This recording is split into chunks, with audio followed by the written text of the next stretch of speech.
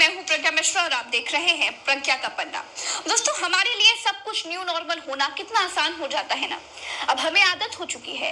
अब शमशान घाटों में अपनी बारी का इंतजार करती लाशों की कतार हमको विचलित नहीं करती। लाइन से जलती लाशें अब हमें विचलित नहीं करती। ये अब हमारे लिए न्यू नॉर्मल हो चुका है। अब कुओं में, तालाबों में और नदियों में उतराती लाशों का दौर आ चुका है। गंगा जो पाप धोया करती थी, हिंदुस्तान में लाशें ढो रही है। अब गंगा और यमुना में तैरती लाशें देखकर आपका मन व्याकुल क्यों हो रहा है? ये भी कुछ दिनों में न्यू नॉर्मल हो जाएगा। कुछ दिनों में नदियों में बहती लाशें मछलियों का चारा बता दी जाएंगी। जीवों पर दया करने वाला समाज इसे न्यू नॉर्मल समझकर आराम से स्वीकार कर लेगा।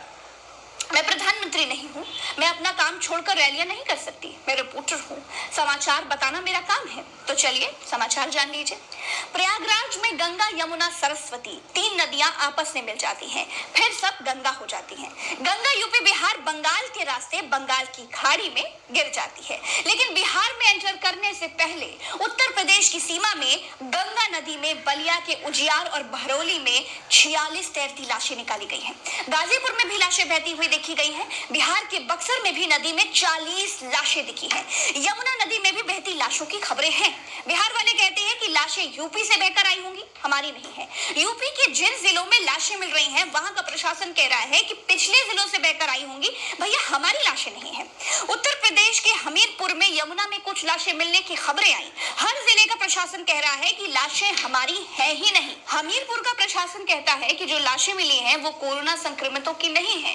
लेकिन सबसे बड़ी बात कि किसी के पास कोई सबूत ही नहीं है कि लाशें उनके जिले की है या नहीं है, या फिर डेड बॉडी कोरोना पॉजिटिव है या नहीं है। जिला प्रशासन को अपनी इमेज बचानी है, उत्तर प्रदेश सरकार को अपनी इमेज बचानी है, भारत की बीजेपी सरकार को अपनी इमेज बचानी है। इसे बदकिस्मती ही कहिए कि गंगा नदी सरहद पार से नहीं आई, वरना लाशें दूसरे मुल्क की साबित करने में ये 5 मिनट नहीं लगाते। गंगा में नाव चलाने वाले नाविक का कहना है कि इतनी संख्या में लाशें उन्होंने अपने पूरे जीवन काल में कभी नहीं देखी।